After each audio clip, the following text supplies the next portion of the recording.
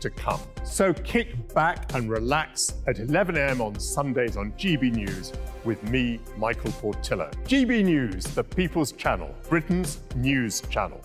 Join me, Patrick Christie's, Monday to Friday, 3 till 6. We tackle the day's news agenda like you've never seen before. It's high tempo, high octane, the most controversial topics and the best guests. You will not be able to take your eyes and ears off it. I'm not afraid to ask the questions that you really want answered. 3 till 6 p.m, Monday to Friday on GB News, the People's Channel, Britain's news channel.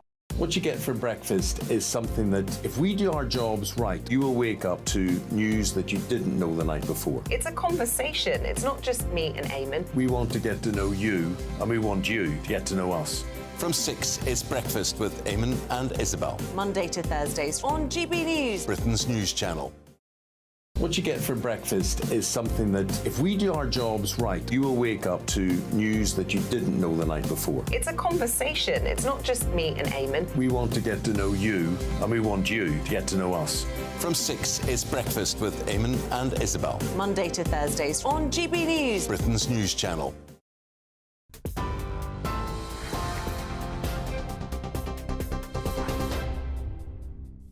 It's 11 o'clock. Good evening. You're with GB News. Our top story tonight. 3 people are confirmed to have lost their lives following a double shooting in the Dutch port city of Rotterdam. A 39-year-old woman and her 14-year-old daughter were killed in the first shooting. A 46-year-old male lecturer was shot dead at the second incident, which took place on a university campus. Police confirmed a 32-year-old man has been arrested. He was arrested at the scene shortly after the building went into lockdown and staff had been instructed to leave immediately. Dutch police say the suspect was a student at the university, where crews also had to battle fires after the shooting incident. This afternoon, we had 2 shooting incidents, one of them in a house where 2 people were injured.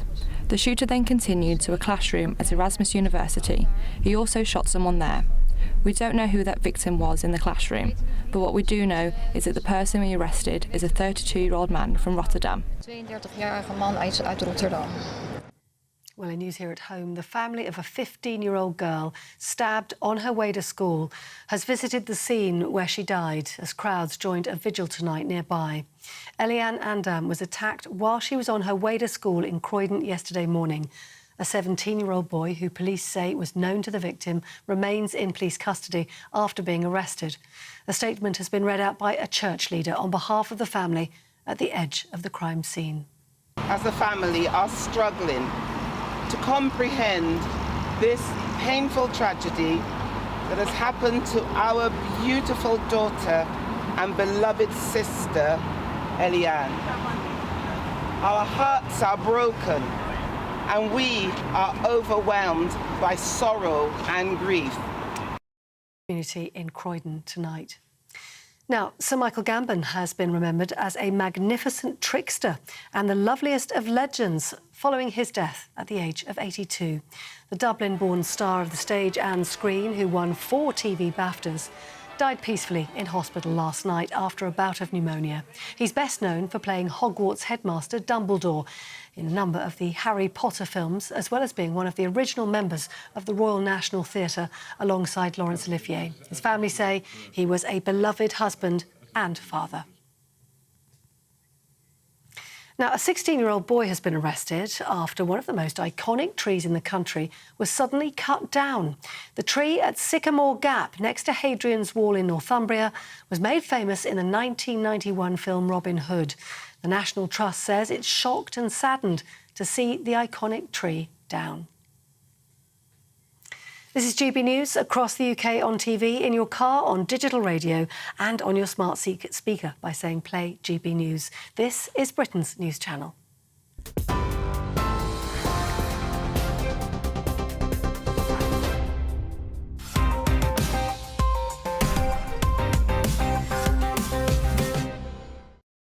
Hello and welcome to Headliners. Yes, we're still here. Sorry, haters. I'm Nick Dixon, and I'm joined by 2 of the most shaggable comedians around. 6 kids between them. We have the data. It's Josh Howie. There he is. Look at him. Fine specimen of a man. And Leo Kearse. Headliners OGs, how are you doing, guys? Yeah, not bad. Yeah, welcome to the people tuning in, regular viewers, and of course the people who are tuning in to with notepads in their hands to note down if we say we either want to have sex with someone or not want to have sex with someone, which is a criminal offence these days. It's all been kicking off here, obviously. GB News. I don't know how it's going to affect HR. I've been trying to get taxi receipts issues sorted out. I feel like that's put on the back burner for now. Well, there's always a chance to get sacked, Josh. We won't have to worry about it, but it doesn't matter. It'll probably be fine. But one thing I do want to say, all three of us here will all agree on every issue, and that is the nature of impartiality. Like Newsnight. What? I don't know what you're talking about, Leo. No idea what that means. News who? Let's crack on before I get us in even more trouble and have a look at the front pages. So, the Times has Tories shift to higher taxes may never be reversed. The Telegraph sounds bad, that one, doesn't it? The Telegraph have Sunak to block new 20-mile-per-hour zones. The Guardian, Sunak puts car drivers first in new election battle line. The Express, PM faces calls to ditch European courts. The Eye, private schools reveal plan to use loophole to avoid Labour VAT charge. And finally, the Daily Star, Demon from Hell tries to murder Sharon Osbourne. People say we're not a serious channel. Those are your front pages, guys.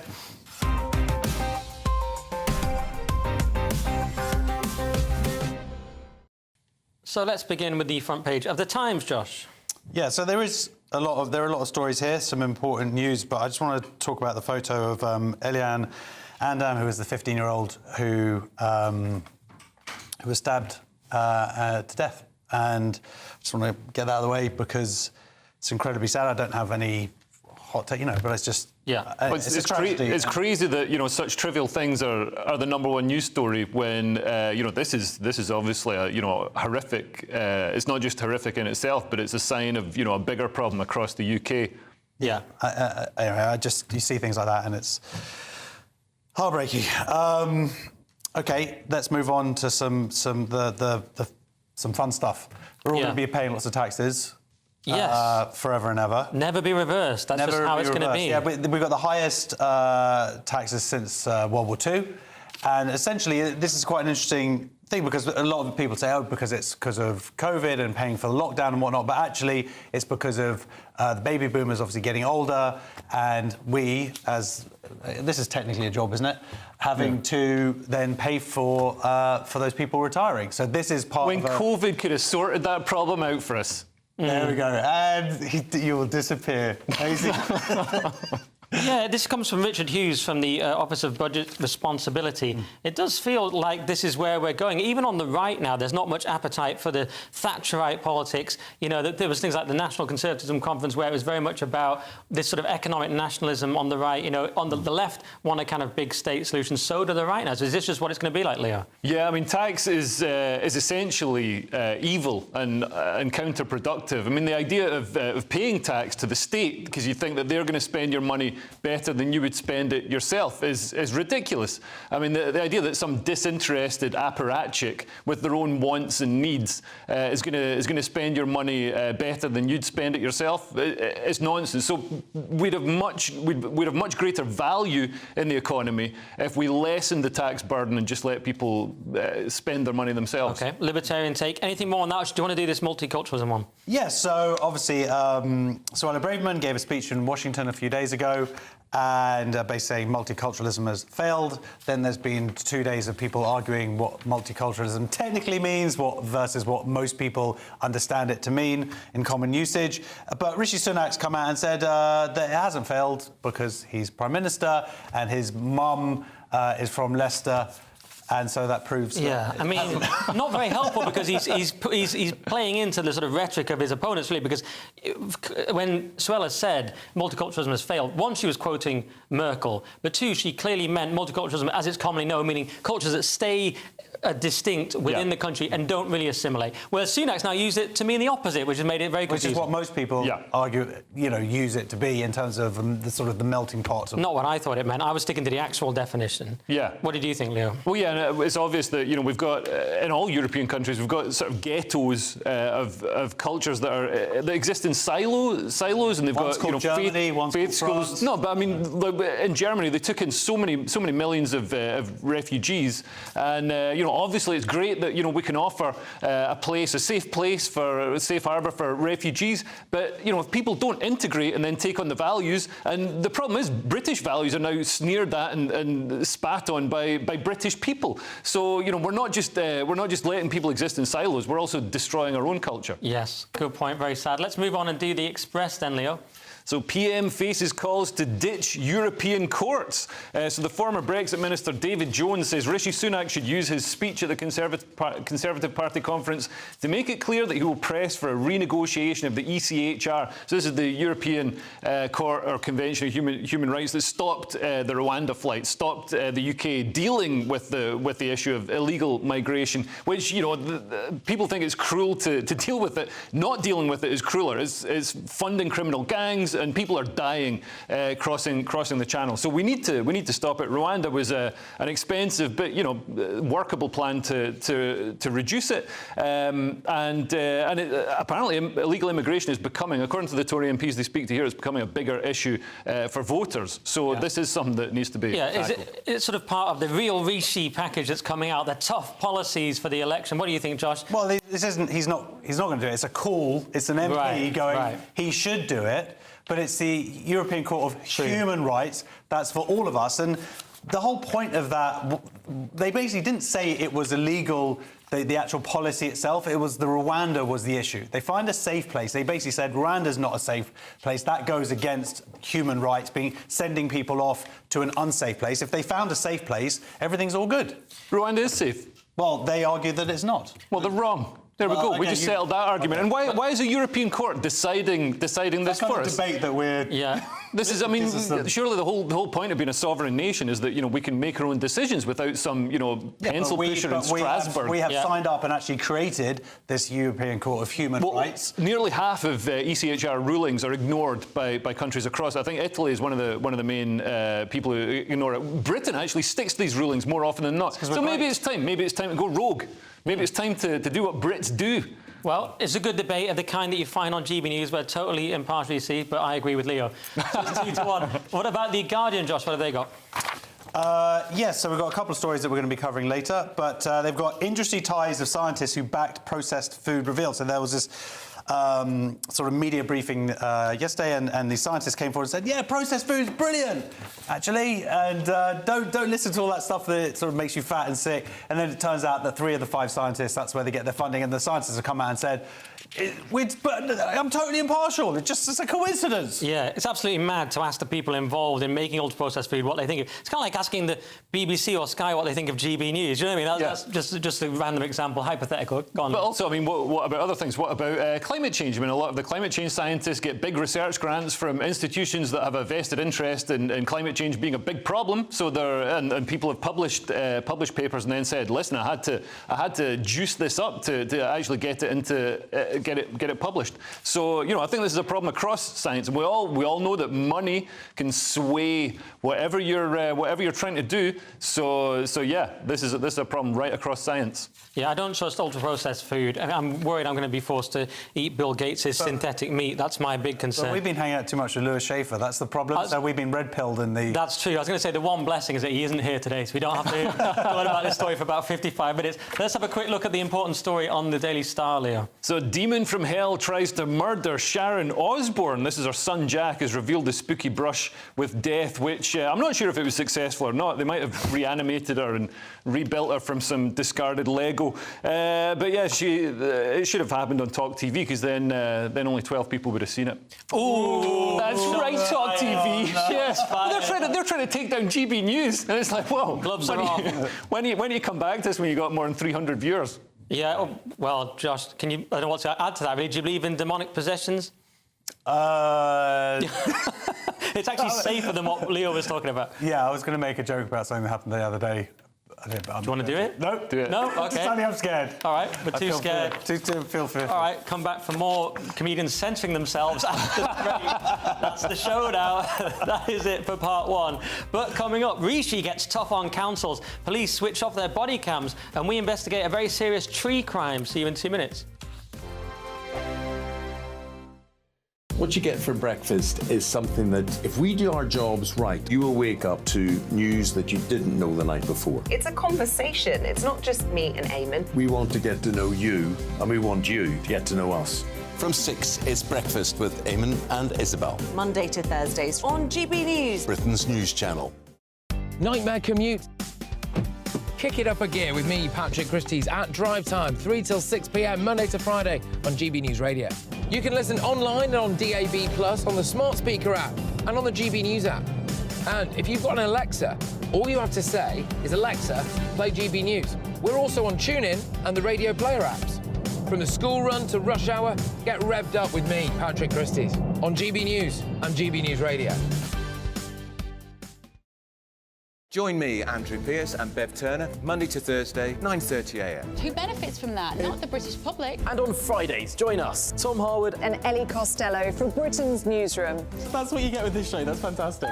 If it's happening, we're talking about it on Britain's Newsroom. GB News, Britain's news channel.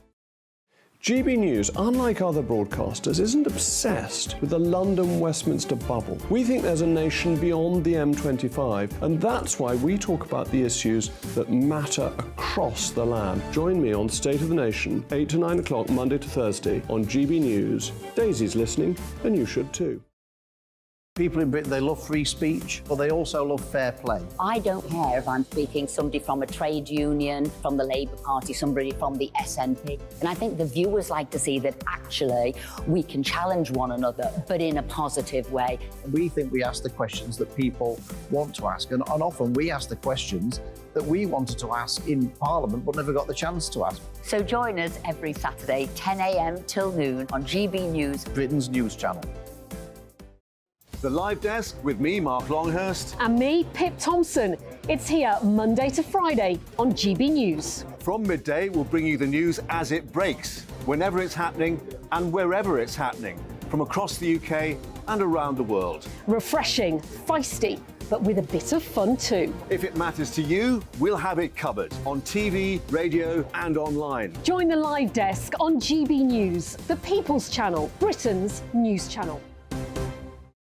In a world of dull and predictable radio and TV shows. Oh, hi. On Mark Dolan tonight, we've got big guests. We drill into the big stories of the day.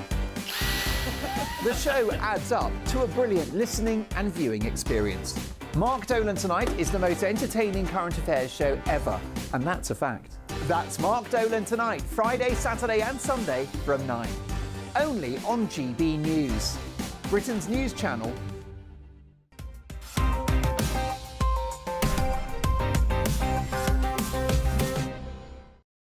Welcome back to Headliners, here on Britain's most loved channel. I'm still here, Nick Dixon with Josh Howie, there he is. Look at him. And Leo Kurz. I say that every time, it doesn't mean anything. All right, let's crack on and do The Guardian. And Rishi Sunak will limit the power of councils to curb car use. Finally, the real Rishi is coming out. The election should be in the bag now, Josh. Yes, Sunak expected to limit power of councils in England. Oh, you just said it, didn't you? I did say a lot of it, sorry. This has alarmed travel groups. And it's alarmed them, I tell you.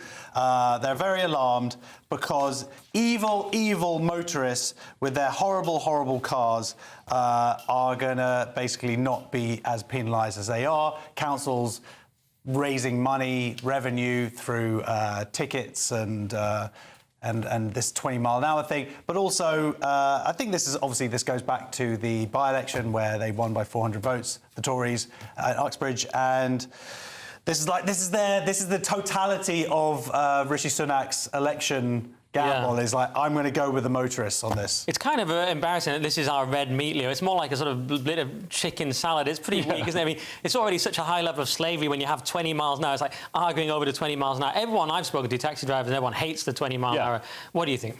Oh, yeah, I mean, 20 miles an hour. I understand it in city centres, but there's some roads where you're in the middle of basically nowhere, and you've still got to crawl along at 20 miles an hour trying to stop your car from stalling. It's ridiculous. And like, if we look at male suicide and depression and things like that, I think what's causing it is all this nitpicky, oh, you can't drive faster than 20 miles an hour. Oh, there's cameras here. Oh, there's all these rules and everything. And it's just death by 1,000 cuts. It's driving people, just grinding people into the ground. That is the most interesting segue I think I've ever heard On any channel ever? No, this is about masculinity, Josh. Well, okay, I don't know if male suicide is caused by 20 miles an hour. I see his point. There is very little as a man you can do in this culture. I sort of see the point. Women drive. I mean, well, yeah, but Leo was talking about himself, I think. Yeah. He meant that he can't just drive his Bugatti as fast as he wants. We can drive and we can park. But is this so is it an election-winning thing? I mean, he's done the inheritance tax, hinted that he might reduce the 40% rate. He's hinted that he might scrap HS2. We're all supposed to be very excited.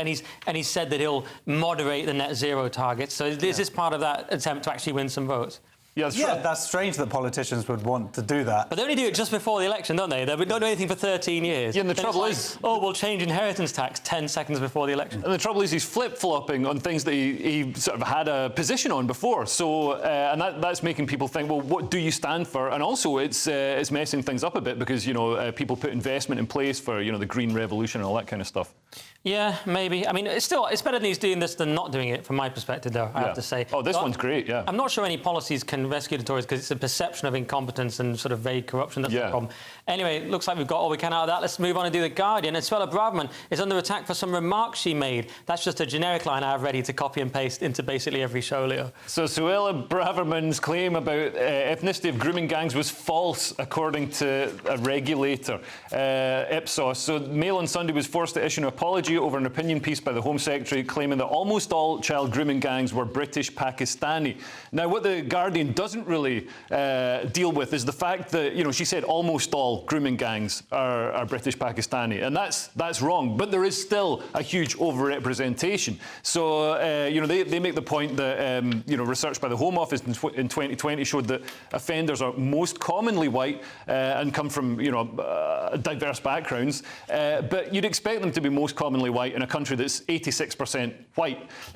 Really, the issue is that we've got, this tiny proportion of the population that is responsible for you only need to look at the mugshots to see that they're responsible for a disproportionately huge amount of this particular type of child grooming. And obviously all child, grooming and sexual exploitation is horrific. If you look at CEOP, so Child Exploitation and Online Protection, their stats show that for where ethnicity data is available, 30% of offenders were white, while 28% were Asian. So, that shows the scale of the problem. And I think for the Guardian to sort of minimise it instead of saying, look, she maybe embellished it or over-exaggerated it, but it's still a huge problem, is bad reporting. Yeah, it seems like a confusion of two different things, really. There's this very specific grooming gang problem, then there's the general, sexual crimes done by white people. But they're sort of different. It's two different things being merged together. That's how I thought. Then it's her responsibility to be much clearer in her language, and when they publish it in the Daily Mail, Mail on Sunday, but Mail on Sunday, then that falls down to them. I'm not saying that there isn't. Absolutely, what you're saying isn't incorrect, but you've just got to be very, very clear about this stuff. It's kind of like the multiculturalism thing all over again, and we can't agree on a definition of anything. And also, I'd have thought, a good defence for the Mail on Sunday is that, the Home Secretary said this, so, surely she's the ultimate authority on this kind of stuff. Yeah, because it had been thoroughly checked, so it's not really their fault. Yeah, but it was their own department which came up with the report that said that they weren't the majority or whatever. It was unclear language. Yeah. Should have been written better. But even, the Home Office is, we know how systemically woke it is, so I'm not even sure that I trust their reports. No, well, it's not the massive slam dunk the Guardian wants, but I get the point. Let's do the Telegraph then. And police officers are switching off their body cams. You can't help but think that might be captured somewhere, perhaps on a body cam, Josh. I don't know. Am I wrong? Am I a layman here? Yeah, they're deleting the footage as well, investigation finds. This inquiry uncovers 150 reports of the misuse of equipment in England and Wales.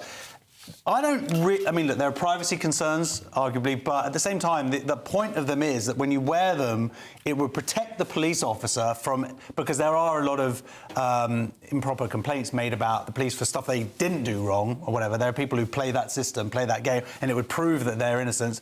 But also, it protects the public as well. So when there are these instances here of police officers switching in the middle of an arrest or in the middle of an incident and then switching off their camera, At that point, I would start being very polite to the police officer. Yeah, I see what you mean. Yeah, it's going off. Now let's do the real policing. Yeah, that's a bit worrying. I mean, in general, Leo, the guidance to the police is horrifically woke. But the police officer on the ground, I have a lot of sympathy for. We've just seen the case recently where they handed in their guns, saying you're making our job impossible. So I do have some sympathy for this, and I can see why, if you're on the ground, you might bend the rules a bit. But what do you think? Yeah, and tech has made the police much more accountable. I mean, police interviews used to be conducted without being recorded. So, you know, you can imagine the sort of the temptation there to, I don't know, like twist someone's arm, like metaphorically, of course. But now, you know, everybody has cameras. Everybody's got a phone. So we're seeing with, you know, with George Floyd, for example, he was filmed by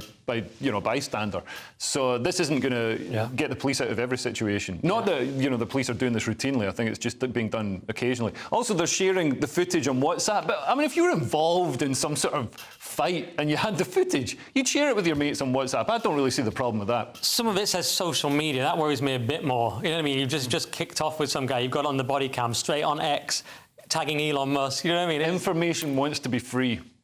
Where have you got that from? That sounds like just a standard line. I'm not sure what that's added to it. But yeah, information wants to be free, but perhaps not criminal video recordings from the day. Wasn't it? Marshall McLuhan, yeah, classic. OK. All right, well, that's that story nailed. Let's do the mail. And a boy has been arrested after an iconic sycamore tree was cut down. Do we need to do more to tackle axe crime, Leo? So, a 16-year-old boy was arrested today on suspicion of causing criminal damage after one of Britain's most photographed trees was mysteriously felled overnight. It's the much-loved landmark at Sycamore Gap next to Hadrian's Wall in Northumberland, which was made famous in Kevin Costner's 1991 film Robin Hood, Prince of Thieves. I can't believe they caught the kid so quickly. They need to get these officers on the Madeleine McCann case. This is just, they turned it round in a matter of hours. And apparently he used a huge, for a 16-year-old, sounds like a huge chainsaw, and it was cut through with one stroke, which means that the blade must have been about 2 meters long. I guess that explains why they caught him, if he had that in his pocket. It does raise a philosophical question. If a tree is chainsawed down in the night and no one's there to hear it, is it still vandalism, Josh? Very nice, yeah. People are really upset by this, and rightly so. It was a beautiful tree. Beautiful tree. Beautiful scene as well. I mean, you take the photo. Not just local heritage, national heritage, and there is legislation, and they could be prosecuted under the heritage crime legislation for doing this. No one knows why someone would do this, and as you say, the idea that this person acted alone it's this huge tree. There's a white line which supposedly indicates that it would be like a professional lumberjack. Yeah. That's the kind of thing that they would do. But again, people are asking why and what. It's just so. Well, did you see the new? Some people just want to watch the world burn. Is it one of those? You know what I mean? Did you see the new route for HS2? So it's going through that gap. That's what it is. Nice. Clever. Linking together two stories. People at home will be laughing at that. Me and Josh didn't because we're thanks for leaving me hang out to dry. I got it slightly too late to laugh, but then I got it. You know, I was thinking about other stuff. I was thinking about Robin Hood, Prince of Thieves. I love that film. Right, yeah. I was thinking about my sorrow about the Sycamore Gap. You know, there's that scene. The focus is actually in the wrong place. So the character who's talking is out of focus, and it's focused on the stuff behind. Really? One for the nerds there at home. All right, well, we have just time before the break to fit in a horrific story here. Let's do The Guardian. And Dutch police have arrested a man in Rotterdam after a fatal shooting, Josh. Yeah, I mean, that really is the story. Exactly. I mean, that's it so far. We don't have any more information than that. No, there's more. It was in a university hospital classroom, so it's, you know, a strange place to go on a shooting spree. Not that there's, you know, normal places. Yeah, but I'm not familiar with the Dutch. Yeah, but he was wearing combat-style clothes, black hair, carrying a backpack. Beyond that, what can we say? Leo, anything else, or just one of those horrific stories? I'm not paid to say stuff, but I can't. No, there's not much more you can say. No, I mean, we're just sort of waiting to find out if it was, you know, due to any particular ideology or if he was, you know, what it was. OK. Well, we'll have some more light-hearted stories in the next section, because coming up we have cocaine floods into Europe, Rupert Murdoch thinks about playing for the other team, and Gary Lineker might have to stop tweeting about politics. Oh, no. See you in a minute. The Live Desk with me, Mark Longhurst. And me, Pip Thompson. It's here Monday to Friday on GB News. From midday, we'll bring you the news as it breaks, whenever it's happening and wherever it's happening, from across the UK and around the world. Refreshing, feisty, but with a bit of fun too. If it matters to you, we'll have it covered on TV, radio and online. Join the Live Desk on GB News, the People's Channel, Britain's news channel. So Jubes and Kerr, we tackle the issues of the day with real, robust debate, both sides of the fence, battling it out with me in the middle with my forthright opinions and views. And often really interesting things happen because you start with a position and then by the end of the debate you find actually, well, I might not have thought about that one. What we need in this country is 2 new political parties. You should maybe think about doing a 2024 calendar. I'm Michelle Dewberry and I'm keeping you company right through until 7 o'clock this evening. GB News, the People's Channel, Britain's watching. People in Britain, they love free speech, but they also love fair play. I don't care if I'm speaking somebody from a trade union, from the Labour Party, somebody from the SNP. And I think the viewers like to see that actually we can challenge one another, but in a positive way. We think we ask the questions that people want to ask, and often we ask the questions that we wanted to ask in Parliament but never got the chance to ask. So join us every Saturday, 10 a.m. till noon on GB News, Britain's news channel. In a world of dull and predictable radio and TV shows. Oh, hi. On Mark Dolan tonight, we've got big guests. We drill into the big stories of the day. The show adds up to a brilliant listening and viewing experience. Mark Dolan Tonight is the most entertaining current affairs show ever, and that's a fact. That's Mark Dolan Tonight, Friday, Saturday and Sunday from 9. Only on GB News, Britain's news channel.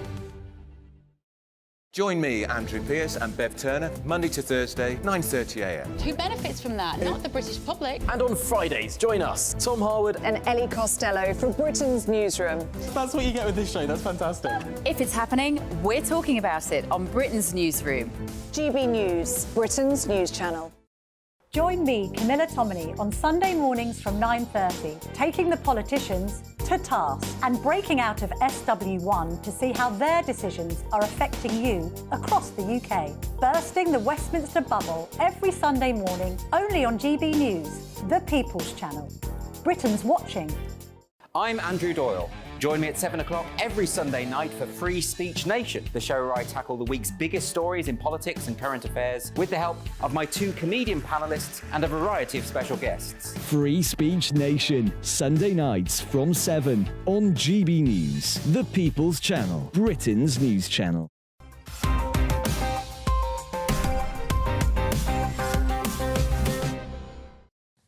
Welcome back to Headliners. Let's get straight into it with the Mail. And Gary Lineker will no longer be allowed to share his political views on social media. Oh no, guess I'll have to go elsewhere to hear why the EU is good and the Tories are bad. Leo. Yeah. So the BBC is bringing out new guidelines following Gary Lineker's comments about... he compared Suella Braverman's migrant boats crackdown and Rwanda plan to the policies of Nazi Germany, which is obviously isn't it? It's just, you know, all hysterical left-wing commentators try to do that. So he's brought... Far less competent, probably. The BBC have brought out guidance for their stars so they don't unduly influence political issues while they're on air. But Gary Lineker's political tweeting is actually very important to him because it allows him to reduce his tax bill. He was sued by HMRC for nearly £5 million, and because they said, well, you're an employee of the BBC, so you should pay taxes if you're an employee. And he said, but no, look at all the political activism I do via my tweets. So he managed to dodge a massive tax bill, which, I mean, is great for him because, I mean, instead of it being spent on kidney dialysis machines for poor kids, it gets spent on whatever Gary Lineker wants. I have heard that claim. Is that definitely legally true? I have heard that claim. That's why. Is that officially true? If it is, I'm going to start tweeting more. Xing now it's called, of course. Xing, posting on X. It's not as good, is it? You have to say that. Yeah, I mean, so there is a 2-week window. So he's not allowed to post about political things while the shows are on. There's a 2-week window before and after the series, and he can still post about sort of other things he's passionate about. It's weird. Like that's the headline, and then you get into the article, and it doesn't really get into that element of it, and also like why that would make a massive difference. Like he's on TV at that moment, that's at his greatest influence, but suddenly 2 weeks later, people haven't heard of him. It's slightly confusing rules. It's a bit like an election campaign. Well, yeah, but they do say during election campaigns, anybody isn't meant to sort of come in with who they prefer. And the other thing they're saying is it's fine, actors, comedians can say what they want, but they also say that the guidance for everybody who works for the BBC there shouldn't be offensive, aggressive language. When you engage with the public debate, you don't attack individuals you disagree with, don't criticise colleagues in public. do not promote law breaking. And I'm just like, well, what are you going to tweet about? What's left? I have to say, it'd be nice to not criticise colleagues in public, but yes, there are various rules. And do you have any specific examples? No, it's just a general thing, I think. So how about this? I mean, let's be very fair to Gary Lineker. We like to be very fair here. He has tweeted or X'd already and said this is all very sensible. So he seems fine with it. It's been worked out with him, presumably. And but I don't think you should agree with his opinion. Right, I should be very impartial. We know the BBC takes impartiality very seriously. Yeah. We know that. Just look at Newsnight. Exactly. Yeah, what do you mean? We know that, absolutely. But Leo, can you really police everything? Because this is where we're going. We're going for like more and more policing, Ofcom, online safety bill and so on. Whereas what if you just went the other way? You get rid of the licence fee, right? Because that's the part that puts people's back up. They have to pay for it. And then you just let people do what they want. But that's the thing. I mean, when you're paid by the licence fee, which is basically a sort of state-mandated tax, a levy on people, and it's a regressive levy, so poor people have to pay the same amount as rich people, then, you know, if people are paying through this tax for this state propaganda broadcaster, then, you know, surely it should be beholden to some rules. It shouldn't just be a bunch of playboys swanning around dodging tax and tweeting willy-nilly. God, everybody's trying to get everybody shut down. Yeah, shut down the BBC. No, I like the BBC when it you know, is impartial and when it does its job. But if you got rid of the licence fee, you'd help them as well, because that would relieve them a lot of the burden of having to be impartial. And Lineker could post away to his heart's content. Exactly, and also because the BBC is so great, I'm sure it would actually make more money in the free market. We love the BBC, that's what I've always said. Let's have a look at the Telegraph then. And Rupert Murdoch's UK papers could switch allegiance to Labour if it looks like they're definitely going to win the election. Now, in football fan terms, that's called being a glory hunter, Josh. Yeah, so Rupert Murdoch's UK papers could switch allegiance to Labour. But he resigned last week, so this is his biographer has basically said, no, he's not really resigned, it's all for show. But essentially, if it looks like Labour is going to win, then that's what he's going to do. He's going to follow the path of his self-interest and put the Sun and the Times and whatnot, just like they did with Labour with Tony Blair. It seems like a misnomer. I don't imagine going through the next election cycle, sort of going with the Tories and losing, and then having to spend all of that time. I guess also Keir Starmer, unfortunately, there's very little to dig up on his past to make it donkey sanctuaries and whatnot. But also there's no difference between Labour and the Tories at this point. I mean, you're both. There's the inheritance tax possible reduction. There's the 20-mile-an-hour thing. Yeah, there's a little bit of tinkering around the edges, but you're getting the same basic socialist high tax government. Wherever I don't think anybody can be. The interesting thing is that when people are like, don't let. There's two arguments here. One argument is they're basically the same, and there are other people saying, don't let Labour in because they're going to destroy the country. Well, those two arguments are not... Well, they are consistent if you say the Tories are already destroying it, but Labour are going to destroy it a bit more. And that's my take, is that on social issues, on woke stuff, that's why Labour are going to go much They're going to do it less. They're going to destroy the country less. We just want to slow the decline. Yeah, I'm surprised you could vote Labour, Josh, seriously, because they're going to be so woke, you know, on things like the trans issue and... I don't know, man. And Ofcom, online safety bill. I feel like he listens... They are learning. We'll see. Really? Keir Starmer listens? I believe so. Is this your first time voting? But the Sun, anyway, Murdoch's done this before. As you said, it was a Sun backs Blair, 1997. In 1992, they claimed it was the Sun what won it with John Major on the other side. So they have an influence. Yeah, I think that influence... Not Talk TV so much, obviously. But No, you don't know. I mean, those 200 people could really be swayed. But yeah, I mean, I don't think papers have the same influence as they did in 1987. GBNews. Right. Yeah, GBNews has got such a big... We win the election in this room. GBNews has got such a big social media presence as well as the sort of linear viewing presence. You're obsessed. Why are you so obsessed with me? Is what we should be saying. Like Mariah Carey said in that song. I mean, come on. All right, let's have a look at the Telegraph with an update on the GameStop phenomenon, Leo. So the GameStop meme king has been named the company's new chief executive. This is this guy, Ryan Cohen. The shares have jumped 10%. He makes the shares jump a lot. So in 2020, I don't know if anybody can remember, but during COVID, everybody had their sort of lockdown checks and nothing to do. So people started investing in meme stocks, and this GameStop was one of them. And its shares ran up. They jumped 1,500%, I believe. And they did it to cause a short squeeze. So big hedge funds were shorting the stock. It's when you borrow the shares to then sell at a later date when they've gone down and you make money on the difference. So by making the shares go up, you're forcing the people to then buy them at a later date when they've gone up. Margot Robbie did it in a bath. yeah. I'll take the Leo Curse version of it exploding. Yeah. She was talking about the subprime mortgages technically, but it was still a good joke. You actually paid attention to that bit? Oh yeah. Oh, okay. Yeah. Well, No, I don't care about women. we don't like or dislike women. That's the safe answer, Nick. Yes, Respect exactly. you for that. I just see their minds. So anything you want to add, Josh? Yeah, so this is coming out as a film. Yeah, it is. It is now coming they've out just as a given film. away the bloody ending. Dumb Money with Paul Dano. He was good. He played Brian Wilson. He was in Little Miss Sunshine. Very good. Oh, yeah, he was in Prisoners as well. He'd be the new Big Short. He was also in There Will Be Blood. Welcome to listing Paul Dano films. This is all we can talk about now without getting in trouble. They've really sold out. Have you seen Paul Dano in this new film? Yes, I have. Really safe content. What else can we do, guys? Nightmare. All right, let's have a look at the Daily Star. Really, the Star in the middle of the show? And it seems like there's a plot to flood Europe with a glut of cocaine. I suppose Europe's been flooded with worse things, Josh. Sorry, I couldn't help it. So sorry, Twitter/X. Deadly coalition of 20 cartels united in plot to flood Europe with a glut of cocaine. This is in Ireland. They've seized £136 million worth of cocaine, and they're saying that it must have been a bunch of people coming together. And I don't know what's happened to prices of cocaine since we left the EU. And I'm surprised that they don't cover this in The Economist or the Financial Times. No one's sort of told me. I tried to look into it, and this has been one of the worst travesties of the whole EU. Brexit. Well, the cocaine gets Leo, stuck. Do you feel guilty for giving it a mark? The cocaine gets stuck at the Northern Ireland border. So yeah, there's a lot of paperwork now. Yeah, it's difficult. But no, actually, one of the cocaine purity has gone up, but it's going up around the world because they're producing like loads of cocaine. It's supply and demand, like in any market. I mean, cocaine purity. That's a group of people that only do cocaine. That's like I'm pure. Go on, sorry.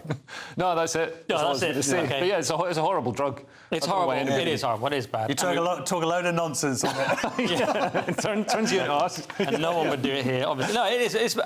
Drugs are bad kids. That is my genuine message. Hateful. Woo! You got away with that one. I barely even drink, and I'm a Christian. So let's move on. And I'm just got to be so safe. And Paul Dano is blooming good. I'll tell you what. Let's do The Guardian now. And the benefits of pretending to read books, Leo. So plants or bookcases as a backdrop on video calls impress people, according to this study by Durham University, where the researchers also found that novelty backgrounds, such as, I don't know, baboons or whatever, lowered perceptions of trust and competency. So, you know, I'm glad they did this research, because we wouldn't have worked that out on our own. You know what doesn't inspire confidence behind somebody on a Zoom call? A framed degree from Durham University. It shows they've done this kind of research. This is nonsense. I can't believe they're doing this. We still haven't cured cancer, and they're doing this as research. You know what inspires people the most? The background. Huh? Oh, yeah. Then it's like, get this as your background, and people will be like, oh, yeah. That's truth, right Absolutely. there. I mean, of course, people are walrus in front of an iceberg. Of course, that's not going to inspire confidence in a board meeting, is it? You've got to have some books. You've got to be careful which books. Especially not if it's a shipping company. Do you have special books laid out? Well, I hide my real books before I do a podcast. Then I have special books that come out, you know, like, why I love Caitlin Moran or The Guardian, or whatever it is you're supposed to, why I hate men, all these kind of things. And then, put away my real views. I have to do all my stuff in my daughter's bedroom, so I've got all of it, because it's the only quiet place in the flat. Right. So I have when all they of her cancel you, tellies Josh, behind they'll me. show that and say, we were right about him. I hadn't thought about that. Yeah, you've got to be careful. You've got to think of it all. OK, so that's pretty much that. So unless you have anything to add, I mean, it did kick off during the...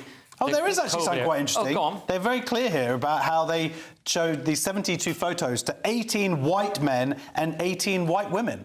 And I'm not sure... of 18 white men and 18 white women. So that's how they did the experiment. They showed... they had photos of 18 white men, 18 white women, and the only reason I'm saying white is just because they're really making a big deal out of it in the article. Yeah, I suppose they were controlling for the controllables. Or for racism and whatnot. Yes. Right. So they want it to be just all about whether you had a picture of a war, it's not race. So I guess that's why they note that it's white. Anyway, we have to be very careful to get all these things right. But that is it, the part 3. But coming up in the final section, astronauts get stuck in space. Tinder introduces a controversial new feature. And Cher is accused of kidnapping her own son. How can you miss that? See you in a minute. Join me, Andrew Pearce and Bev Turner, Monday to Thursday, 9:30 a.m. Who benefits from that? Not the British public. And on Fridays, join us, Tom Harwood and Ellie Costello from Britain's Newsroom. That's what you get with this show. That's fantastic. If it's happening, we're talking about it on Britain's Newsroom.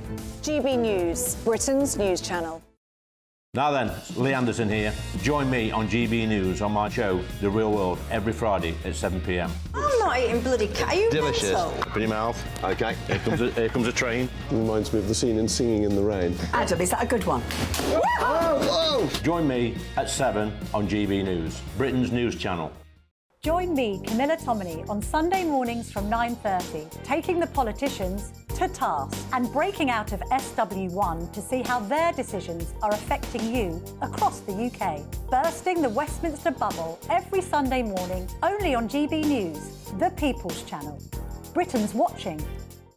Join us every night on GB News at 11 p.m. for Headliners, which is 3 top comedians going through the next day's news stories, which is exactly what you need, because when the establishment has gone crazy, you need some craziness to make sense of it. So join us 11 p.m. every night on GB News, the People's Channel, Britain's news channel.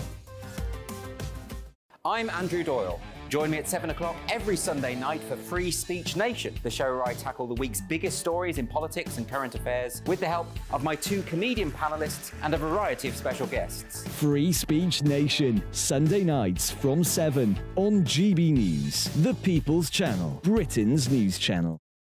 Every Sunday from 11, join Michael Portillo. There will be topical discussion, looking at the week before and the week to come. So kick back and relax at 11 a.m. on Sundays on GB News with me, Michael Portillo. GB News, the People's Channel, Britain's news channel. Nightmare commute? Kick it up a gear with me, Patrick Christie's, at Drive Time, 3 till 6 p.m, Monday to Friday on GB News Radio. You can listen online and on DAB+, on the smart speaker app, and on the GB News app. And if you've got an Alexa, all you have to say is, Alexa, play GB News. We're also on TuneIn and the Radio Player apps. From the school run to rush hour, get revved up with me, Patrick Christie's, on GB News and GB News Radio. In a world of dull and predictable radio and TV shows. Oh, hi. On Mark Dolan tonight, we've got big guests. We drill into the big stories of the day. The show adds up to a brilliant listening and viewing experience. Mark Dolan Tonight is the most entertaining current affairs show ever, and that's a fact. That's Mark Dolan Tonight, Friday, Saturday and Sunday from 9. Only on GB News, Britain's news channel.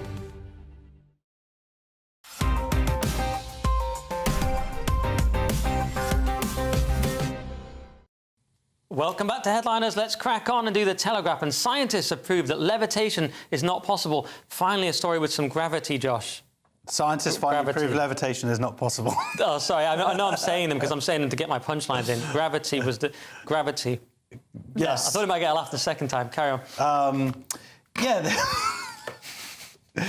CERN experiments show antimatter affected by gravity as predicted by Einstein a century ago. And I knew it. I called it. I tell people this all the time.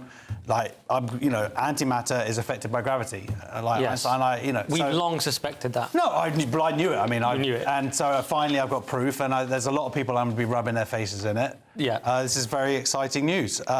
Gravity pulls both matter and antimatter downwards in the same way. Yeah, this is breaking news. But against this, Leo, is David Blaine. I've seen him do it. He levitates, and those yogic flyers who are they're sitting cross-legged and they go right up in the air. That's magic, not science. Oh, that's magic. What about birds? You see birds in the sky. They're not standing on anything. How do they get up there? Great point. Apart from their government drones. No one's really adequately explained the bee, how it flies. It doesn't seem it's like also a government drone. Oh, it's government. OK. Lewis actually thinks that. Oh, yeah. So, well, Yeah, I am that. a bit against levitating. We've had enough suspension. but this week. it's good. There is actually something a little bit wider here, another joke. which is the fact. Oh, sorry. It was good. Don't What was worry. it? Come on. They'll get it later at home. Carry on. Okay. I'm not repeating it. Okay. They basically said, look, we always suspected this. This is a big experiment that they've actually carried out by getting anti-nitrogens or articles, however they did it. But the point is, they were like, look, don't just assume something. You actually sometimes have to just do an experiment to actually prove the thing to be true. Yeah. And that's a good way of seeing the world. Like, try and prove your ideas. OK, well, smash that exciting story. Let's do The Guardian. And some astronauts have returned to Earth after getting stuck in space, which is even worse than getting stuck on a car journey with a left-wing open mic comic, Leo. Yeah, I did that joke literally just for you. Like, no one else will get it. Yeah. No, I've had some terrible journeys with people eating crisps in my brand new Audi. Anyway, astronauts and cosmonauts, which is a Russian astronaut, returned to Earth after getting stuck in space for more than a year. So a NASA astronaut and 2 Russian cosmonauts returned to Earth on Wednesday after being stuck in space for just over a year. American Frank Rubio set a record for the longest US space flight. They had to stay longer on the International Space Station after their original return capsule was hit by space junk. Pollution. And there's an increasing amount of junk in space, and there are concerns that it could, sort of go in this chain reaction. I can't remember what it's called, the Knopfler effect or something. Interestingly, I was talking to a Russian about, and we're discussing Yuri Gagarin. I was like, Russia, got the first man in space, Yuri Gagarin, and he was like, he wasn't the first man in space. He was the first man who came back alive. So that's the joy of communism. You can just keep sending people up there, and you don't care if they die or not. Yes, joy is perhaps not the right word, but I exactly get your point. It's the closest to joy you'll get in a communist society. True. What do you think, Josh? Space junk having to stay out for ages longer. It's a bit like Apollo 13 / The Martian. Yeah, Martian. I was thinking Gravity maybe as well. Paul Dano is in both. Paul Dano. But when they're up there, they travelled 157 million miles, and they circled the world 6,000 times. So you know that famous shot of like you circling the world and then the sun, you see the sun appearing over the horizon. They must have really been sick of that by the end of that. 6,000 times. They're like, hey guys, come and... No. Also, they would have aged at a slightly different rate to people on Earth because of the theory of relativity. Yeah, that's a good point. The crazy thing about going up into space must be realising that the Earth is flat. Anyway, and hollow. Welcome to GB News. So let's do the Times. They're jokes, guys. Some of these are jokes. Let's do the Times. Just some of them, but some we definitely mean. And Cher, there they are. That's those two. Cher has been accused of hiring men to kidnap her son. Slightly changes the meaning of "I got you, babe." Well, I was thinking of "Do you believe in life after love?" Right. Because this is all about her. Oh yes, after. Yeah, Cher accused of hiring men to kidnap her son Elijah Blue Ullman to maybe change his name. Maybe that was part of it. But yeah, essentially this is her son's wife or ex-wife or to-be ex-wife. They were trying to work it out. There's something quite interesting. They were going to break up and they locked themselves in a hotel room for 12 days to work it out, is the idea. And then on the day of their wedding anniversary, 4 blokes just turned up and marched them off. And then she got kicked out of the family home. It turns out Cher wasn't at the wedding, so it seems like Cher's never really liked this person, maybe. I got that vibe. The vibe of it. And she's owed money in the car and all of this kind of stuff. And, yeah, she's basically trying to get some dosh. Well, if true, I mean, I think as far as I can see, it's only an accusation. Maybe she just really cared about her son, Leo, and didn't want, she thought this person was a nightmare or something. Or maybe the son just wanted to get out of being trapped in a room with his wife for 12 days. For 12 days. So they staged this elaborate thing. Did it Jussie Smollett? So yeah, we don't know, but it does. I mean, we don't know, but let's throw around random accusations. Well, Cher does hang around with Hell's Angels and stuff. I saw a documentary about her called Mask. And so she knows the people that could do this. Good point, yeah. Paul Dano was in that.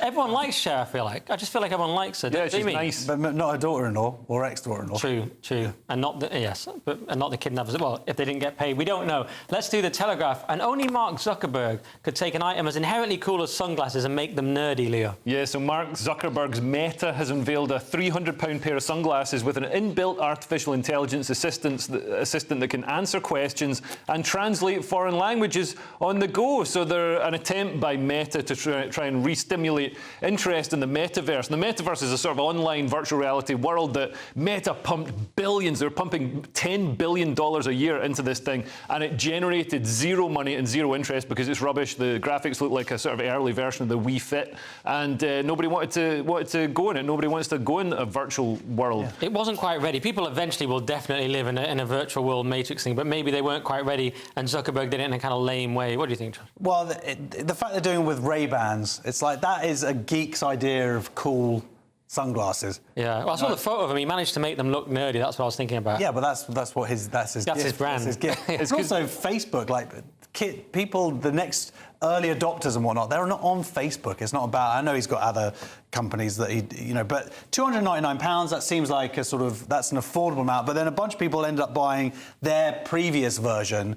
And supposedly, like, practically none of them are used. 1 in 10 are still using these glasses they last came out with. Yeah. Look, who knows what's going to happen in the future? Whether you need this, there do seem like there are some... this is the first time it's like hooking up with AI, and then it could sort of read text for you and point out different images and whatnot and what they are, landmarks. The bit I did like was it translating for you. We were right not to bother to learn languages. Let's very quickly do the Independent. And Tinder have added a handy new harassment feature, Josh. Yeah, this is crazy. Tinder's new £5,000 feature could drive harassment of women, campaigners warn. Which is bad. Which is bad. Terrible. We should I was point joking that out. before. Yeah. I've learned a lot since then. Very good. 5 seconds ago. I've grown. And if you pay $5,000 a year, you get this ultra premium. Now, the whole point of Tinder is, I believe, because I was with my wife before it all happened, all that online stuff, but you swipe left or right, and then you find someone who you both are mutually attracted to. But the idea is this: is you can buy, if you're rich enough, you can bypass this. So basically, this is a service for rich, ugly people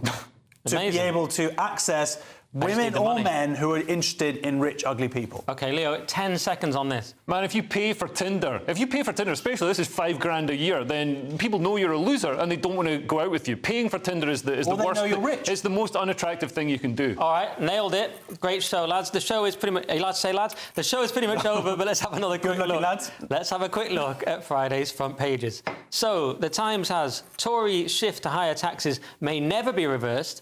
The Telegraph, Sunak to block new 20-mile-per-hour zones. The Guardian has Sunak puts car drivers first in new election battle line. The Express, PM faces calls to ditch European courts.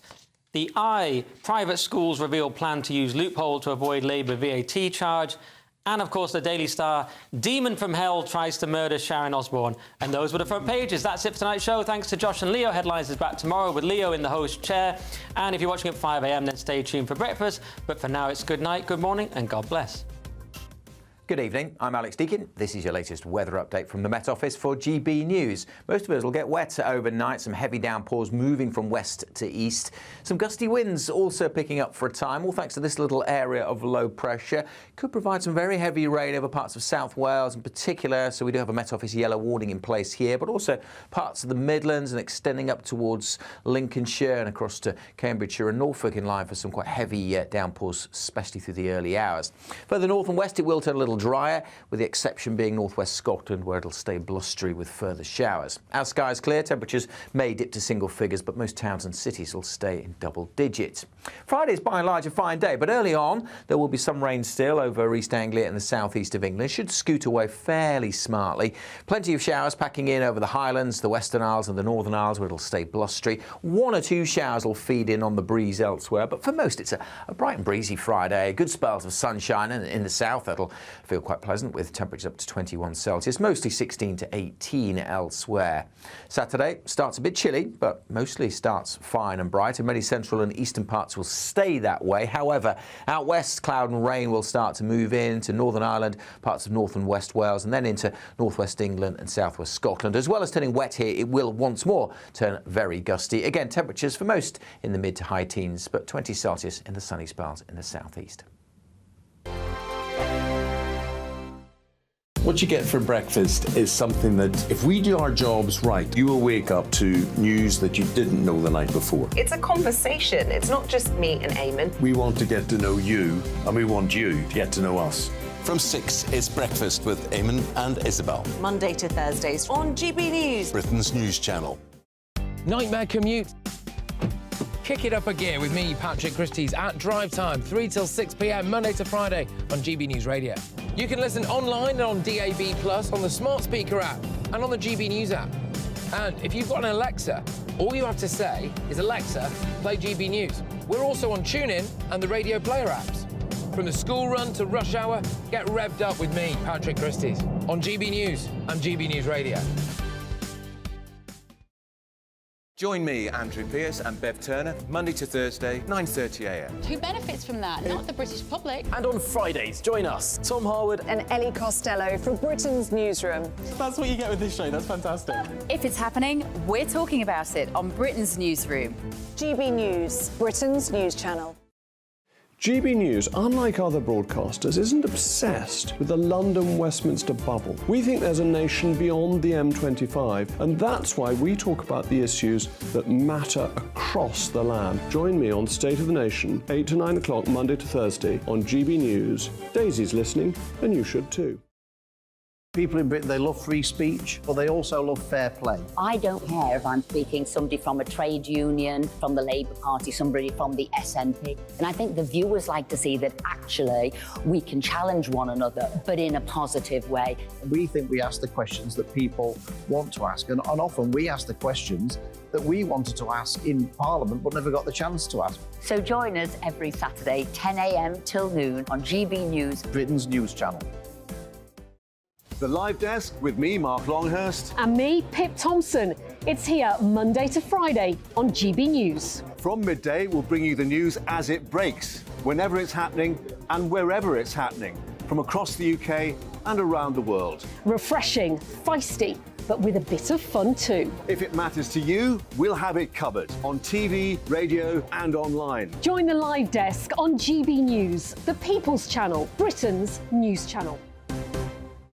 In a world of dull and predictable radio and TV shows. Oh, hi. On Mark Dolan tonight, we've got big guests. We drill into the big stories of the day. The show adds up to a brilliant listening and viewing experience. Mark Dolan Tonight is the most entertaining current affairs show ever, and that's a fact. That's Mark Dolan Tonight, Friday, Saturday and Sunday from 9. Only on GB News, Britain's news channel.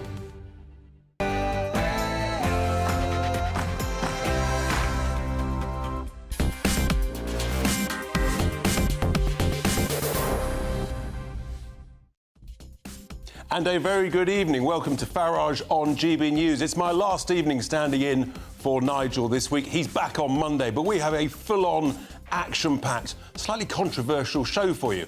Knife crime. Is it time for mandatory sentences for just carrying a knife? I think it may well be. Then we move on to, of course, to working from home. The big debate there, productivity collapsing. But what about childcare costs if you go to the office? And thirdly, why is football hooliganism on the rise again? I thought we'd sorted all of that stuff. And you will not want to miss the What the Farage. I thought we'd left the European Union. We've done Brexit. But guess what? The European Court of Justice is still fining us. But first, it's the news with Polly Middlehurst.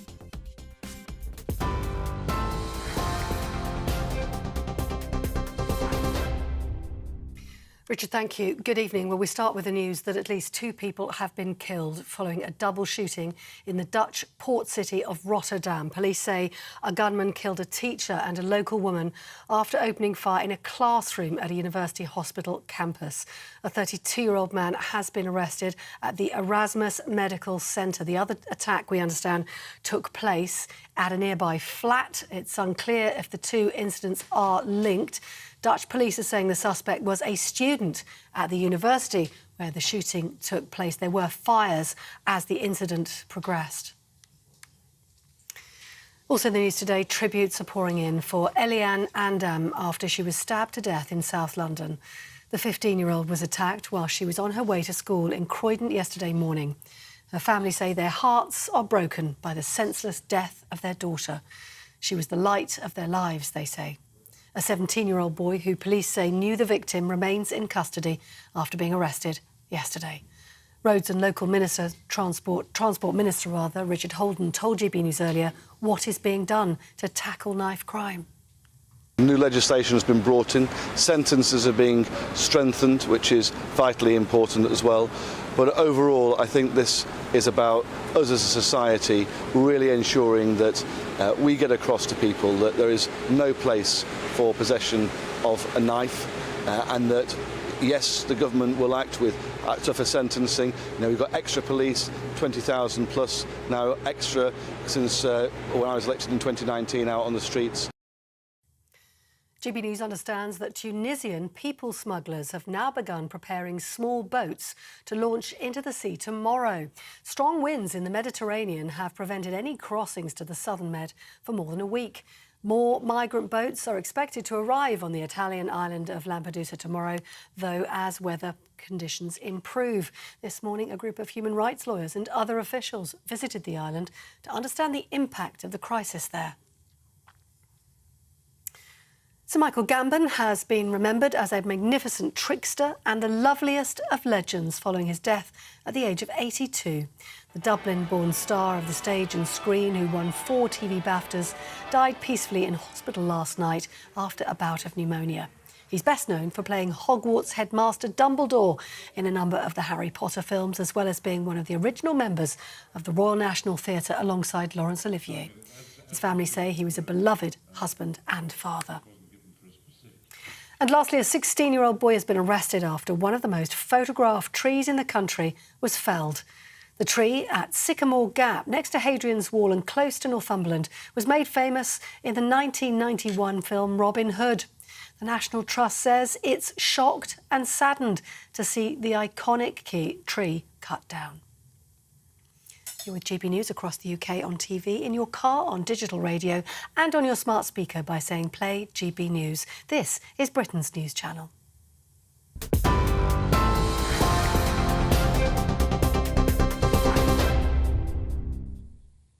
Well, a very good evening and welcome to Farage on GB News this evening. But maybe it's not a good evening, frankly. Maybe it's not a good day at all.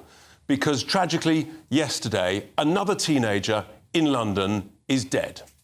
Stabbed, murdered, left home, going to school, parents waving her goodbye, expecting to see her in the evening. She didn't even make it to school. I'm sick of it. I suspect you're sick of it. The country's sick of it. We can't just keep going on like this. It's not good enough for a minister there just to say, we've got to change and we've got to have words and we'll have tougher sentences. What about this issue, though? What about sentencing actually just for carrying a knife? Not just for using one, but actually for carrying it. It's time to do something different. If you always do what you always did, guess what? You'll always get what you always got. And that's why my question to you, watching and listening at home, should people be jailed just for carrying a knife?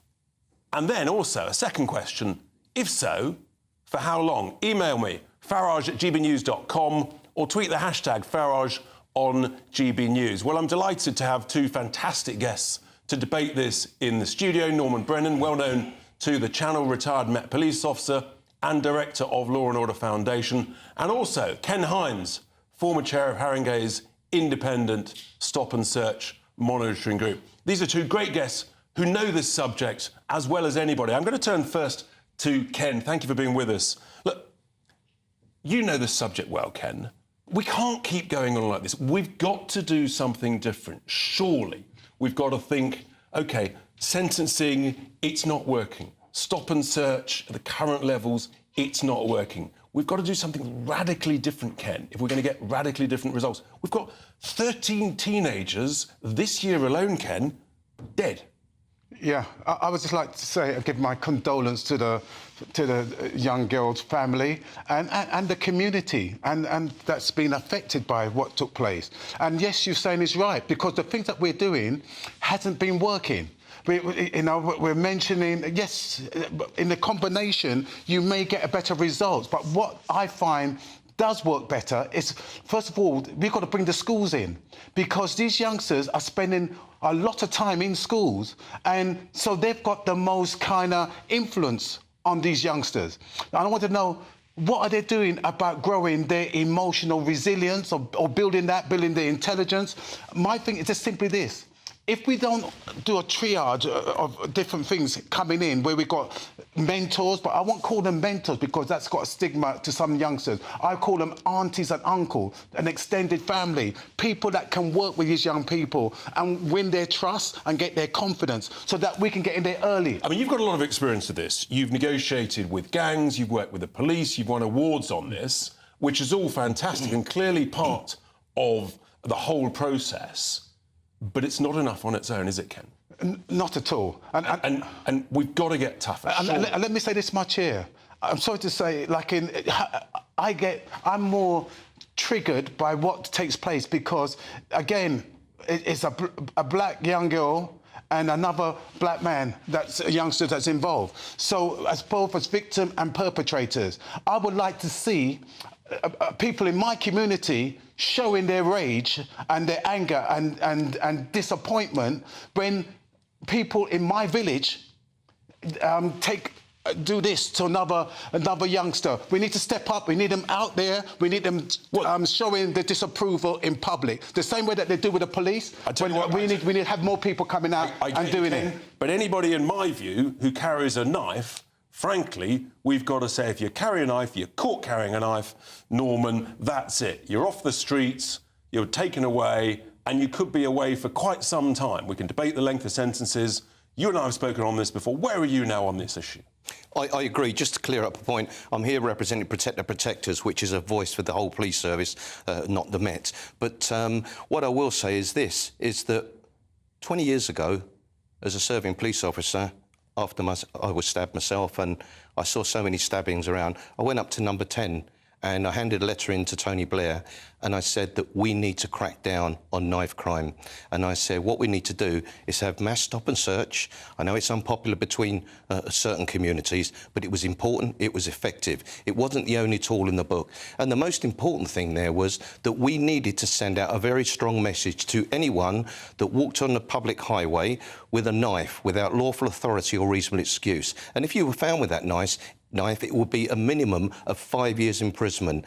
And in the 20 years since I handed that letter in and have campaigned tirelessly, nothing whatsoever. Rich Holden just said there that there were more police officers. We do not have any more police officers and no sentencing. I'm sick of this sort of waffle from ministers. I really am. I want action. I mean, just look at this graphic on the screen. For those of you who are listening, this is showing from about 2011 and 12. This is knife offences that have increased.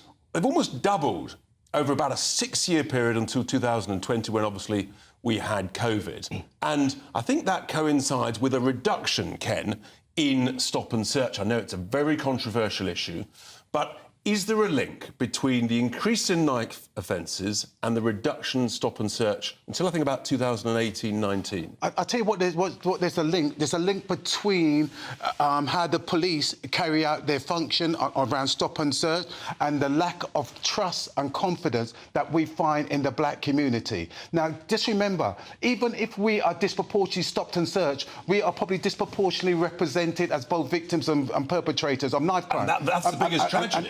And my thing is that they've got to find a way of reaching out to that community to get the intel, because people would be associated by those who's carrying knives to give up the intel. You're not going to get that when you are using force, excessive force, on innocent people going about their normal duties, because you can't tell between a good guy and a bad guy. All you see is a black boy, right? And so therefore, that's to step up and to put handcuffs and to disrespect them. You've been saying this for years, and you've got experience of it, but it's not sorting it.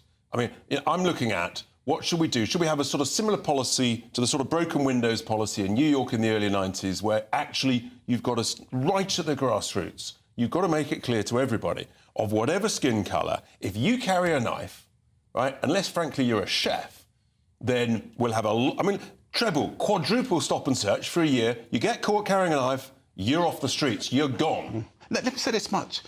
The current level of stop and search, and this has been for the last 10, 15 years, has shown less than 3% actually around weapons, and particularly around knives. So they've got a low return on a hit rate, on a positive hit rate around getting knives. And my thing is simply this: if there could justify intelligent-led stop and search, which would give us a better result that the public can see and get the public a better result, I'd be all in favour. But right now, they've got the Met Police are in crisis, and my thing is there's a lack of confidence not only in the black community but all communities. Yeah, but Ken, of course, it's not actually just the Met Police. Unbelievably, we all think it's really bad in London, but actually the statistics are much, much worse in the West Midlands.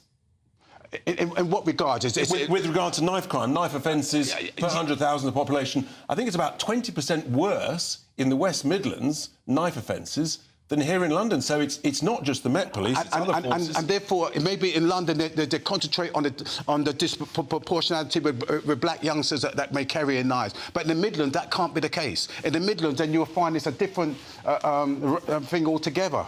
Norman, you'd have mandatory sentences for just carrying a knife. It'll be interesting after the break just what the audience think, and if so, how long. Can I have a say, please, Go for Richard? it. Right. Let me just correct some narratives. Since 2009, there were 1.5 million stop and searches. Because of the outrage by certain sections of the community, normally black sections of the community, that reduced last year to 500,000. Knife crime, gun crime has gone through the absolute roof. Do you know...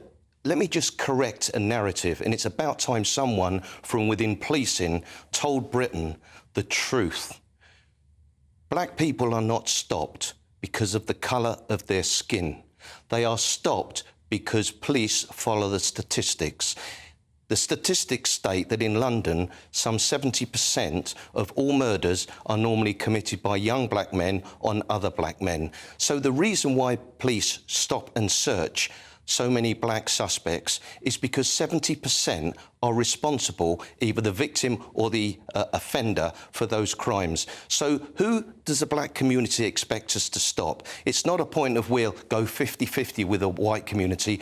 We follow the statistics, and it's about time the black community took some responsibility for the appalling behaviour of some in their community, rather than blame the police and frustrate us because the families that have had somebody murdered plead with us to do something about it. When we do, and it's the communities as well that want us to do something about, other sections of the community frustrate us by accusing us of doing something that we're not doing. How long would you have as a mandatory sentence, Norman? For 5 years minimum.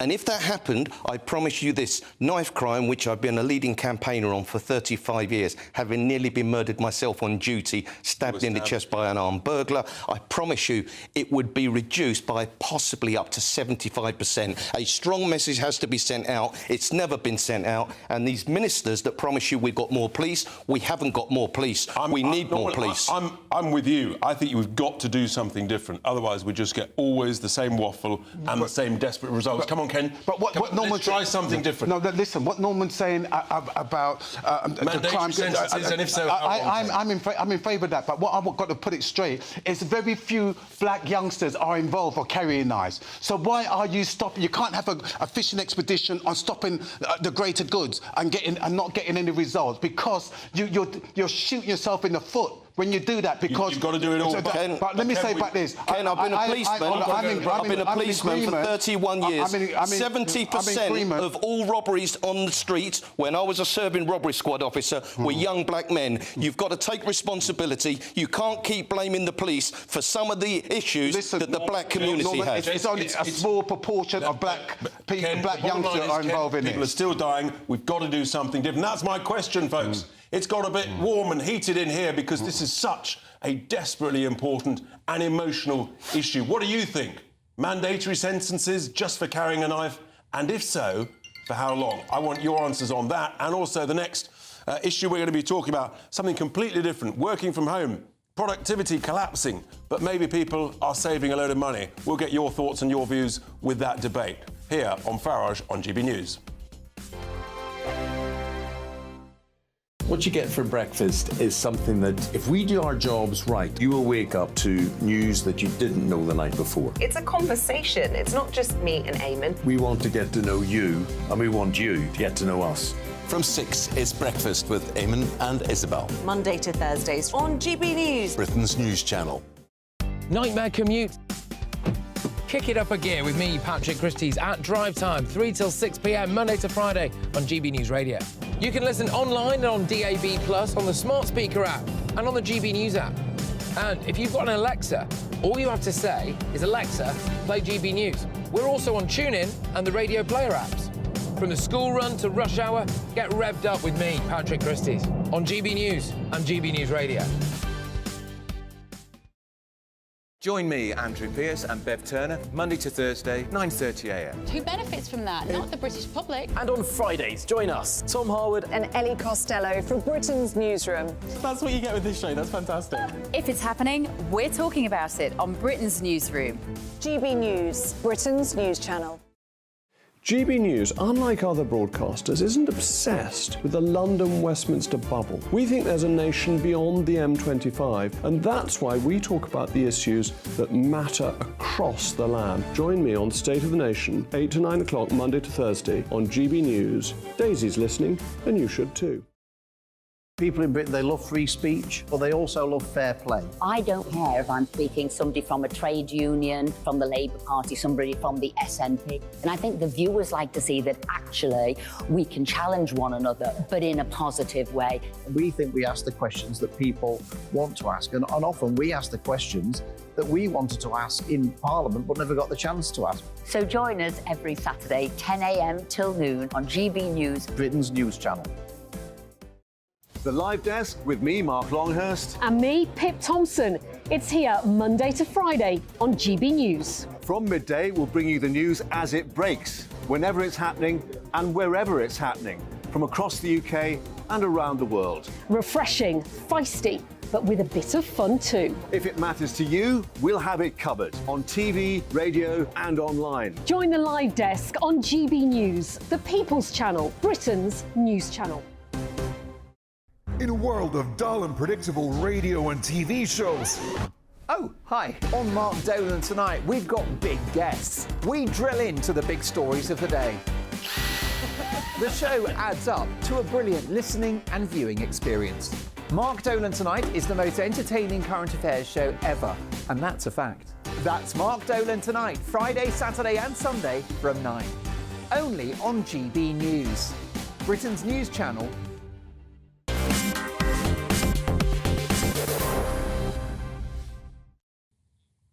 Welcome back to Farage on GB News. Well, that was a feisty, fiery debate about such a desperately important issue, so sensitive, so difficult, but it's just not good enough. We cannot go on like this. Teenagers lying on slabs. It's just completely unacceptable. Kenny says, and thanks for all your comments coming in, Kenny says, caught with a knife, instant 5 years, and you do the 5 years nothing shorter. If you use the said knife, instant life sentence, and life means life. Kenny is not mucking about. Then don't know what to do with the time. Don't carry, don't use a knife, you won't end up in jail. Alison says, instead of sending knife-carrying kids to prison, maybe make them do national service. This will turn out disciplined, respectful, useful members of society rather than providing them with further criminal training in prison. Very thoughtful observation there, Alison. But really, will it really stop it? Is it enough? Claire says, London is completely out of control with Sadiq Khan. He, of course, has been mayor for the last 7 years. Knife crime, rioting, looting shops, murders, drugs. And all he seems to care about is climate change and ULEZ. But let's remember, London's not the worst. The data's actually worse in the West Midlands.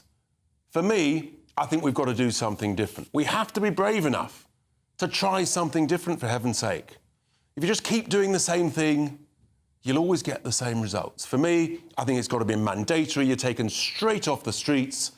You have a very instant trial, hearing, and then you are taken away for a number of years. Norman Brennan there, he was saying 5 years. I'm with him. I think it's got to be significant. I think you've got to take people off the streets, and then actually their friends, colleagues, they'll learn. They don't want to be taken away for 5 years. Big topic, difficult subject. Something that hopefully is a little easier, but also has caused a little bit of controversy in recent months, in the last couple of years since COVID, is, of course, the whole issue of working from home, which became, well, it was obligatory, basically, if you could, during the whole COVID lockdown process. And then, actually, it seems to have carried on in many, many firms, particularly in the public sector. And actually, for some people, it works. some office workers are actually saving a huge amount of money if they stay at home in commuting costs and childcare costs. But what about productivity? Well, I'm delighted to be joined in the studio by Amanda Lennon, employment lawyer and HR advisor. Amanda, great to see you effectively in our office talking about this issue. But tell us about yourself, because actually you're an HR director. You primarily work from home? Yes, I do. I'm now self-employed, so I have a little more flexibility than I might do if I worked in a permanent role with an employer, but because I'm able to pick the work that suits me. And when I'm doing that, I can decide, is it going to fit around my childcare commitments? Absolutely. So you're saving on childcare costs, which is understandable if the children are at school and things. But if the kids are at home, does that then feed into the concerns about productivity? You've got noisy kids either in the same room or the room next door, then that ain't going to help your output, is it? I can see that. I think it depends how old they are. So the younger the child, I think the more potential for disruption if you're on a Zoom call, perhaps. But I think it depends on the employer's culture, how much flexibility they're willing to give in that sense. And I do think that a feature we have in our workplaces now that we didn't have pre-COVID is hybrid working. So I think... Yes. OK, so hybrid working. And your particular speciality, HR. Now, I could argue this both ways. Maybe as HR, you should be actually sort of front of house, knowing all the team, talking to people face to face. I get all that. Or maybe it's the opposite. Maybe actually sort of the faceless person at the end of the computer, you know, the tough HR director. Which do you favour? I favour the providing support and guidance face of HR, not the tough That sounds like a hybrid solution. You know, if a client wants me to be at an office, then I can make arrangements to make that work. I think when you do work from home, it's really important to work extra hard to build relationships with people at work, which you may not have if everybody's working from home. So opportunities to go into the office, I think, are still important. And what about the difference between the private sector and the public sector? My understanding is that, particularly in places like the City of London, businesses that are a sort of owner-managed, entrepreneur driving it, actually, they've been very keen to get people back into the office. They saw productivity collapse. But in the public sector, still many, I think 40% of all public sector staff from Whitehall are still working from home. And actually the data shows that productivity is substantially lower, and that's ONS data. Yeah, and I think that's the risk. So it depends on how closely they're managed, what the relationship is like with their manager, what the culture of the employer is like. And I think where you've got lots of people working from home, you do have to work harder to keep those relationships going and therefore the productivity up. Absolutely right, because Stanford University, they actually are even more damning than the Office for National Statistics, which says about 8.5% less productive. I think it's at least that. Stanford University says it's between 10 and 20% less productive. I mean, that's the difference between profit and loss for many firms. I can see that can be an issue in some employers. From my own perspective, if I go to the office with the client that I'm currently working with, it takes me at least an hour to get there and an hour to get back. When I'm working from home, those hours are spent working. Yeah, in addition to the other hours in the day. And I'm interested in that hybrid solution. But also, what about the responsibility amongst older workers who might have the benefit of a slightly larger house? They might have a spare bedroom or something that they can turn into an office or a study, whatever. But actually, they've got a responsibility to younger workers who want to get into work. They want to experience that creative brainstorming, the mad ideas, the bad ideas, the good ideas, and also the social interaction. That's an important part of this, isn't it? I think it's really important, particularly the earlier you are in your career, because, you know, I've built my career working in offices, travelling around the country, meeting various different people at work. But if you are new to your career, straight out of university or school, you need that interaction in order to understand what it's like to work in a business environment. So I would say that it's more important for those who are starting out in their careers to be in the office. But they need guidance. They've got to have that boss that they look up to. They hear that great sales pitch, just the experience of how you close a deal, how you say, yeah, we've got that wrong, or we've just got to make sure we do that, the project management of it all. I mean, this is what drives a business and makes it successful. You can't do that stuck in the bedroom as a 22-year-old in a flat in Clapham. And I would wholeheartedly agree with that. And I think there is a responsibility on more experienced managers to be present and provide those experiences that we would have had earlier in our careers in an office. So, Amanda, just to finish, what does this look like in 12 months' time? Where's this debate on this subject going? Businesses need maximum productivity. Everyone's under pressure. How do they get more people back to the work for a longer week? So I think it's about looking at both sides. In my experience, on average, employers are asking their people to come back in 2 to 3 days a week. I think that will continue. I think hybrid working as a model is here to stay. And then it's about you as an individual. If it's not working for you, what can you do with your manager to try and make it work, bearing in mind that he or she has to have consistency among the whole team. So it's definitely a tricky You've said 2 to 3 days a week. For me, that's not quite enough. I'm a 3 to 4 day a week person. I understand, look, a day a week, you've got a really boring report to read or write, and you've just got to put a cold towel over your head and just plough your way through it. That's fine, that's a day a week, but I think people have got to be in the office. That's my view. Amanda, brilliant, great to see you. Thank you very much. Fascinating debate. Thank you for coming into the studio. Into work, well, that's fantastic. Coming up after the break, we're going to be talking about the support from Number 10 to the Home Secretary, Cyrilla Braverman, about the threat of leaving the European Convention on Human Rights. Again, the status quo is not good enough. We need change. It's